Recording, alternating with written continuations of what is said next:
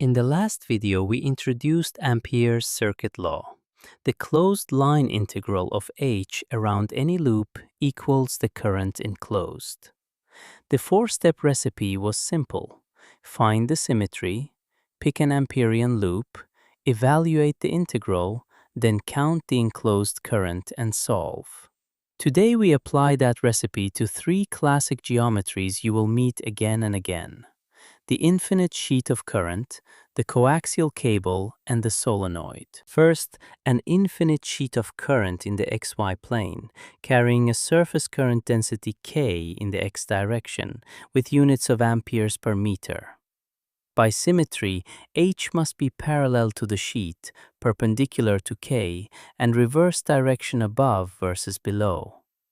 For the Amperian loop, pick a rectangle straddling the sheet with length L along the y direction. On the top and bottom sides, H dotted with dl adds up. On the vertical sides, H is perpendicular to dl, so those contribute nothing. The total line integral is 2H times L. The enclosed current is the strip of sheet captured by the loop, which is K times L. Setting them equal, 2HL equals KL. Solve, H equals K over 2. The field is uniform in magnitude on either side of the sheet and reverses direction as you cross it. Next, the coaxial cable. Think of a cross-section, a solid inner conductor of radius A carrying current I out of the page, and a thin outer shield at radius B carrying the same current I back into the page. We want H at every radial distance rho. There are three regions to consider: inside the inner conductor, between the two conductors, and outside the shield. Each region uses the same circular Amperian loop, but a different enclosed current. Region 1. Rho less than A, inside the inner conductor. By symmetry, we pick a circular loop of radius rho. The current enclosed is not the full I, but only the fraction that flows through our loop's cross-section, which is I times rho squared over A squared. So H times 2 pi rho equals I rho squared over A squared. Solving gives H equals I rho over 2 pi A squared.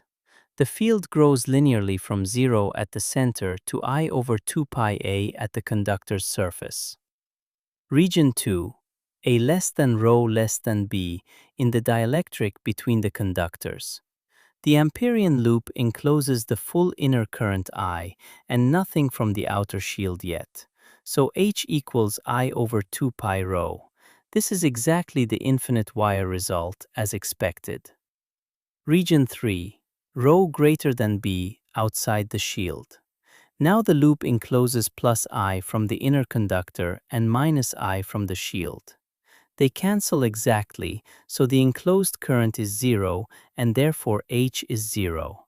That's why coaxial cables do not leak magnetic field, a crucial property for low-noise signal transmission. Finally, the solenoid, a long cylinder wrapped with n turns per unit length, each carrying current I.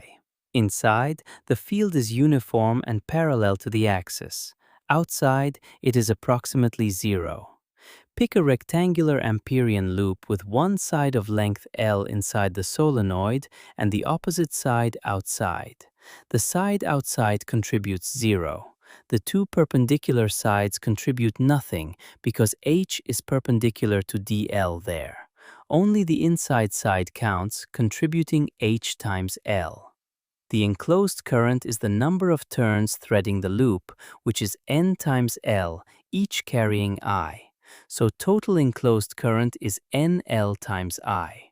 Setting HL equals NLI gives H equals NI. Simple and powerful. The solenoid is the magnetic analog of a parallel plate capacitor. Nearly uniform field inside, almost none outside. Let's collect the four classic results. For an infinite wire, H equals I over 2 pi rho. For an infinite sheet, H equals K over 2. Inside a coaxial cable, H equals I over 2 pi rho between the conductors and 0 outside the shield. Inside a solenoid, H equals Ni. Each of these took only a few lines with Ampere's law. None of them would be easy with Biot-Savart. In the next video, we move on to the magnetic flux density B, the relationship B equals mu 0 H, and Maxwell's equations for magnetostatics.